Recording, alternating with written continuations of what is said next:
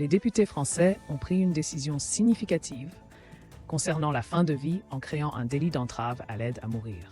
Ce vote, qui se tiendra le 27 mai à l'Assemblée nationale, fait suite à l'adoption d'un texte sur le droit à l'aide à mourir, marquant ainsi un tournant dans le débat législatif.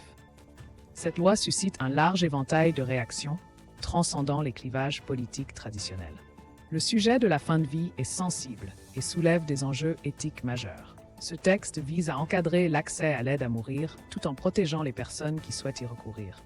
Dans ce contexte, le concept de mort naturelle est mis en avant, et pour certains, la possibilité de choisir sa fin est essentielle. Cyril Janteur, un homme atteint du syndrome de l'enfermement, a suscité l'émotion en révélant que sans cette loi, sa situation aurait été insoutenable depuis 27 ans. Son épouse témoigne des difficultés que leur couple a traversées, soulignant l'importance d'une législation qui permette à chacun de décider de son destin.